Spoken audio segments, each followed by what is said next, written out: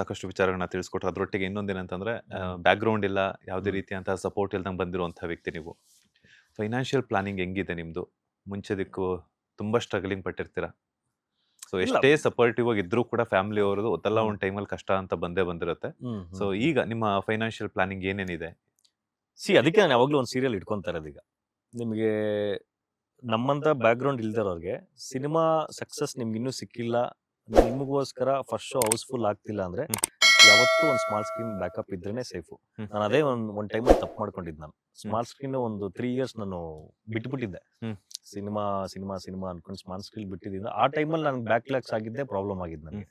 But ಇವತ್ತು ಒಂದು safer ಸೈಡ್‌ಗೆ ನನಗಲ್ಲ ಅಂದ್ರೂ ನನ್ನ ಫ್ಯಾಮಿಲಿಗೋಸ್ಕರ ಅಂತನೂ ಒಂದು ಸೀರಿಯಲ್ ಸಪರೇಟ್ ಪಾಪ ನಮ್ಮ ಶಾಂತಿನಿವಾಸ ಗೋವಿಂದ್ ಸರ್ ಅಂತ ಡೈರೆಕ್ಟ್ರು. ನಮ್ಮ ಎಸ್ ನಾರಾಯಣ್ ಸರ್ ಅವ್ರ ಬ್ರದರ್. ಹ್ಮ್. ಹ್ಮ್. ಅವರೇ ಪ್ರೊಡ್ಯೂಸರ್ ಮತ್ತೆ ಡೈರೆಕ್ಟ್ರು. ನಾನು ಫಸ್ಟ್ ಸರಸ್ವತಿ ಅಂತ ಒಂದು ಸೀರಿಯಲ್ ಅವರೇ ಲೀಡ್ ಮಾಡಿಸಿದ್ರು. ಹ್ಮ್. ನನ್ನ ಬಿಗಿನಿಂಗ್ ಡೇಸ್ ಅಲ್ಲಿ. ಹ್ಮ್. ಮತ್ತೆ ಕರೆದು ಅವರೇ ಒಂದು ಒಳ್ಳೆ ಪ್ರಾಜೆಕ್ಟ್ ಕೊಟ್ಟು, ಹ್ಮ್. ಒಂದು ಮಾಡ್ತೀರಿ ಸರ್ ಇರ್ಲಿ ಸೀರಿಯಲ್, ಹ್ಮ್. ಸಿನಿಮಾ ಪಡ ನೀವು ಸಿನಿಮಾ ಮಾಡಿ ಅಂತೇಳಿ ನನಗೆ ಸಿನಿಮಾನು ಮಾಡಕ್ ಬಿಡ್ತಾರೆ, ಈಗ ರಿಯಾಲಿಟಿ ಶೋಗಳು ಮಾಡಕ್ ಬಿಡ್ತಾರೆ, ಇದ್ ಕಡೆ CCL ಕ್ರಿಕೆಟ್ ಬಂದ್ರೆ ಅದಕ್ಕೂ ಬಿಟ್ಕೊಡ್ತಾರೆ. ಸೊ ಒಂದು ಸೇಫರ್ ಸೈಡ್ ಒಂದು ಸೀರಿಯಲ್ ಇಟ್ಕೊಂಡಿದ್ದೀನಿ. ಆಬ್ವಿಯಸ್ಲಿ ವರ್ಣ ಆಮೇಲೆ ತುಂಬಾ ಎಕ್ಸ್ಪೆಕ್ಟೇಷನ್ ಇದೆ. ಅಂದ್ರೆ ಒಂದು ಬ್ರೇಕ್ ಹ್ಮ್. ಬೇಕು ಅಂತ ಒದ್ದಾಡ್ತಿರೋನ್ಗೆ ಒಂದು ಒಳ್ಳೆ ಪ್ರಾಜೆಕ್ಟ್ ಬಂದಿದೆ. ದೇವು ಶರ್ಮಾ ಅಂತ ಡೈರೆಕ್ಟರ್ ಅದು. ಆಮೇಲೆ ನವೀನ್ ಕುಮಾರ್ ಅಂತ ಪ್ರೊಡ್ಯೂಸರ್. ಅವರು ನಮ್ಮ ತುಮಕೂರು ಕಡೆಯವರೇ, ಡೈರೆಕ್ಟರ್ ಮತ್ತೆ ಪ್ರೊಡ್ಯೂಸರ್. ಹ್ಮ್. ಚೆನ್ನಾಗಿ ಮಾಡ್ಕೊಂಡಿದ್ದಾರೆ. ಒಂದು ರೂರಲ್ ಸಬ್ಜೆಕ್ಟ್. ಹ್ಮ್.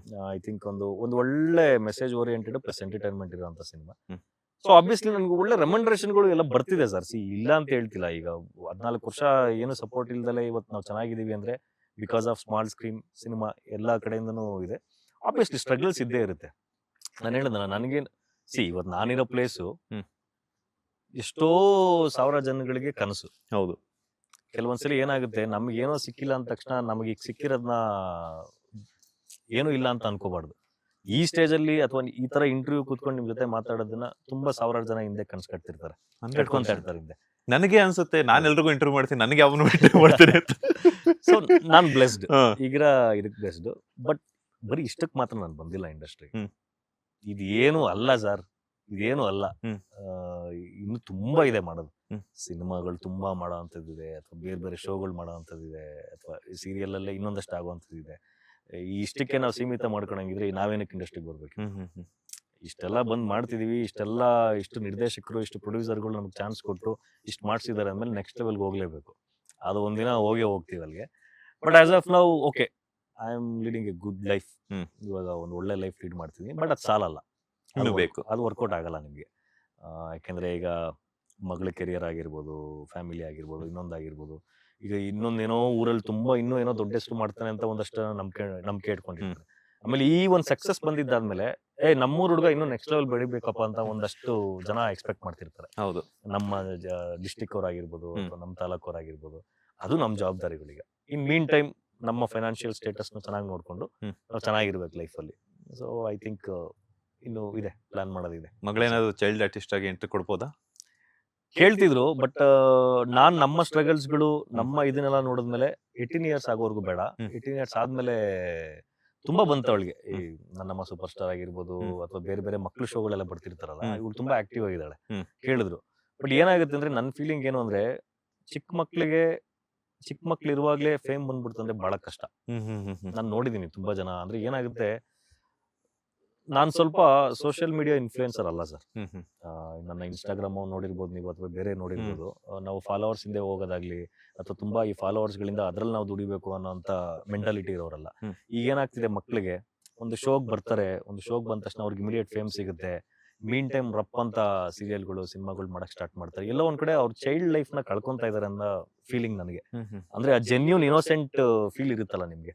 ಈಗ ಏನಾಗ್ಬಿಡುತ್ತೆ, ಒಂದು ಫೇಮ್ ಸಿಕ್ಕ ತಕ್ಷಣ ತಂದೆ ಮತ್ತೆ ಮಗಳು ಬಾಂಧವ್ಯ ಎಲ್ಲ ಒಂದ್ ಕಡೆ ಆರ್ಟಿಫಿಷಿಯಲ್ ಆಗ್ಬಿಡುತ್ತೆ ನಿಮ್ಗೆ, ಮಕ್ಳಿಗೆ. ಸೊ 18 ವರ್ಷ ಆದ್ಮೇಲೆ ಏನ್ ಬೇಕಾದ್ರೂ ಮಾಡ್ಕೊಂಡ್ಲಿ, ಅಥವಾ ಮೆಚುರಿಟಿ ಬಂದ್ಮೇಲೆ ಏನ್ ಬೇಕಾದ್ರೂ ಮಾಡ್ಕೊಂಡ್ಲಿ. ಸೊ ಹಂಗಾಗಿ ಇದುವರೆಗೂ ನಾನೇನು ಕಳ್ಸಕ್ ಹೋಗಿಲ್ಲ. ಗೊತ್ತಿಲ್ಲ, ಫ್ಯೂಚರ್ ಅಲ್ಲಿ ನೋಡೋಣ. ಎಂಜಾಯ್ ಮಾಡ್ಲಿ ಅಂತ. ಅಲ್ಲ, ಈಗ ಅವ್ರಿಗೆ ಓಕೆ ಅಂತ ಇಷ್ಟ ಆದ್ರೆ ಅವರು ಹೋಗ್ಬೋದಾ ಅಂತ? ಯಾವಾಗ ಮಗಳಿಗೆ ನಾನ್ ಬೇಡ, ಒಂದು PU ಆಗೋವರೆಗೂ ನೀವೇ ಬೇಡ ಅಂತ ಹೇಳಿ ಸರ್. ನಾನು ಅಂದ್ರೆ ಆ ಇನ್ನೋಸೆನ್ಸ್ ಹೊರಟೋಗ್ಬಿಡುತ್ತೆ ಅಂತ ಒಂದು. ನನಗೂ ಆ ಇನ್ನೋಸೆನ್ಸ್ ಕಳ್ಕೊಂಡ್ಬಿಡ್ತೀನಿ, ಜೆನ್ಯೂನ್ ಇದು ಹೋಗ್ಬಿಡುತ್ತೆ. ಬೇಡ ಅನ್ನೋದು ನಂದೊಂದು ಫೀಲಿಂಗು. ಗೊತ್ತಿಲ್ಲ.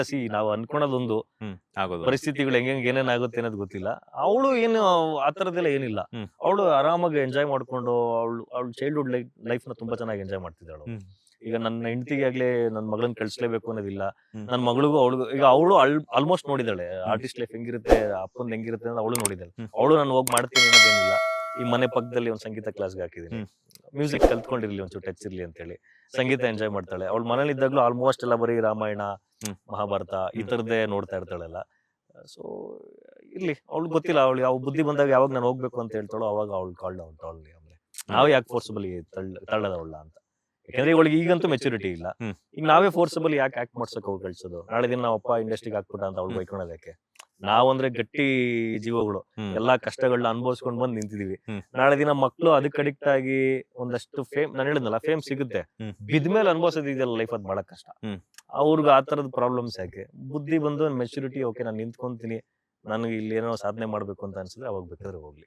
ಲೇಟೆಸ್ಟ್ ಹಾಗೂ ಇಂಟ್ರೆಸ್ಟಿಂಗ್ ಸುದ್ದಿಗಳಿಗಾಗಿ ಬಾಸ್ ಟಿವಿ ಕನ್ನಡ ಚಾನೆಲ್ನ ಸಬ್ಸ್ಕ್ರೈಬ್ ಮಾಡಿ. ಹಾಗೆಯೇ ಬೆಲ್ ಐಕಾನ್ ಪ್ರೆಸ್ ಮಾಡಿ.